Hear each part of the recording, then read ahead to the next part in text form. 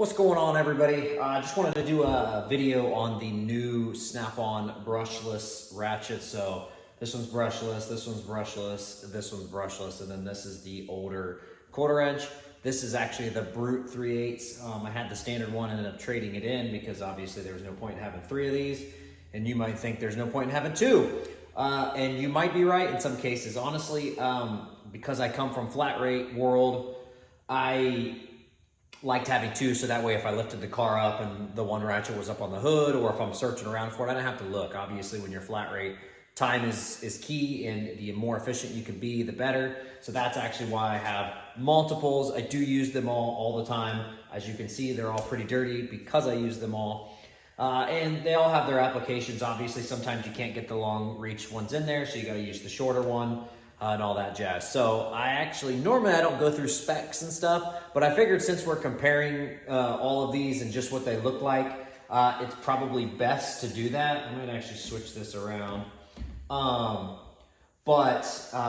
know, they're pretty similar. The thing I've noticed with the brushless ones versus the older ones, they just seem smoother. They're not rated to be any faster. They seem faster, but that could be just in my head. I have no idea. So we're gonna start with the Brute long neck. So this is the long reach Brute. It has 70 foot-pounds, but it's slower. It's only 175 RPMs. And then the brushless, so this is the new 3/8 brushless impact, which is the CTR 867. It's got less foot-pounds, so it's 60 foot-pounds. Now, these are just working foot-pounds, not manual, so just spinning. This is 70. Manually breaking something loose, they're like 158 foot-pounds if you're manually breaking something loose. I'm sure I've put way more pressure on them than that because I've literally sometimes hung from the bolt trying to break it loose, and I've not broken any of these yet. So this one's faster. This is 275 RPMs, but it's 10 foot-pounds less. There is a difference. I noticed that this one does just free spin, break bolts and nuts loose easier than this. Obviously 10 foot-pounds isn't a massive amount of difference, but it is different. And then you've got this one, which is gonna be the exact same as this, honestly, specs-wise anyways.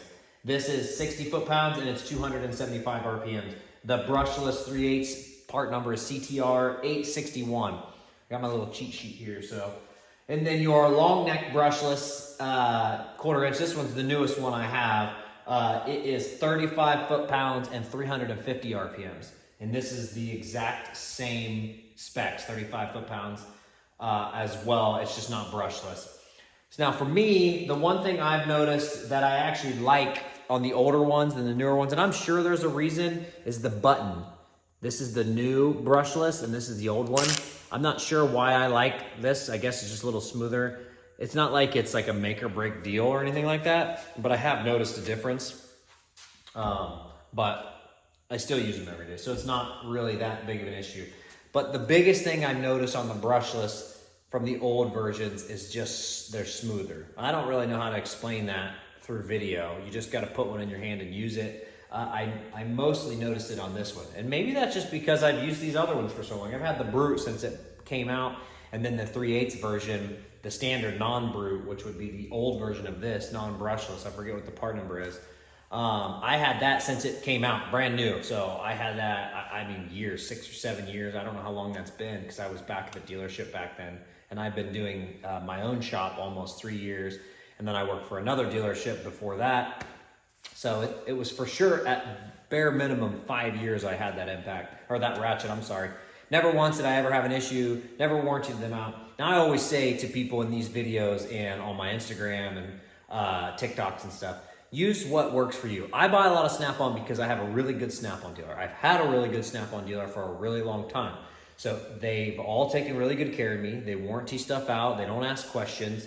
Now granted, I'm not some guy who's paying $20 every 2 weeks. Every pay is what I always say, $20 a pay, and expecting them to jump over hoops for me. I pay them very well. I don't run balances. I pay them off within a week or two. Usually I'll just pay the whole thing off, or I'll pay it off in 2 to 3 weeks. Never go longer than a month. I don't know. I just don't like having bills. I pay for everything in cash as much as I can. So obviously you don't have to use snap-on. Now this is obviously different. This is the impact. So this is a right angle impact, and that's always a question I get. These are gonna ratchet so they stop and you can manually break stuff loose. This free spins, so I can spin this by hand and it's not gonna stop. These I can't manually turn. So this is just gonna impact on something like your normal impact that you use. But I had the Milwaukee 1/4 inch ratchet, and it ended up breaking, and I had a lot of issues with it, and I can't stand the paddle.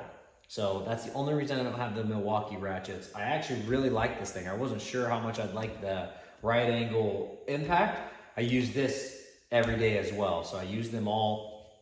But it's gonna be personal preference. If you like Milwaukee and you can get good service from Milwaukee, use Milwaukee. If you have a good Matco dealer and you know he's not gonna go out of business, use your Matco dealer. If you have a good Mac dealer, a Cornwell dealer, a Snap-on dealer, whatever dealer you have that's really good, use them. That's who you want to use. Someone that's going to take care of you, warranty your tools out, that's going to come basically every week, make sure your stuff's taken care of. I don't have anybody that can warranty out my Milwaukee tools. My Snap-on dealer can, but we got to ship it in. He does basically the same thing I do, and it takes weeks for that stuff to come back.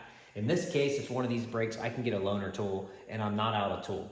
Now, obviously, I have multiple, so in this case, I don't need usually a loaner tool, but sometimes I do, and he gives me a loaner. He takes care of me. So if you have a good dealer, utilize your dealer. If you don't have a good dealer, then buy your tools elsewhere online and just buy backups if you need to. The last thing you want to do is go without a tool. It sucks. Like in this business, you need to be efficient, even if you're working on the company's dime, if you're on a hybrid pay. Now, obviously for me, because I own my own business and I work by myself currently, I still need to be efficient because I still can only turn so many hours in a week because I'm basically everything. I'm the advisor, the mechanic, the estimator, you know, I'm doing the inspections, basically everything. So the accountant, all that jazz. So that takes up a lot of my time. So I still need to be efficient. So anyways, so I just thought I'd do just a quick comparison video. I like them all. I like every single one of these tools. If I don't like a tool, I get rid of it. I'll trade it in, I'll sell it, or whatever. I'm not gonna keep it around. There's no point in me having it if I'm not gonna use it every day. So I do like all of these. So if you have any questions about any of these specific ones in particular, feel free to throw it down in the comments. I try to respond to everybody. I can't always do that, but hopefully this video gives you a little bit of idea of the size difference and the torque difference and RPM difference and all that. Appreciate you guys watching. Take it easy. We'll see you on the next one.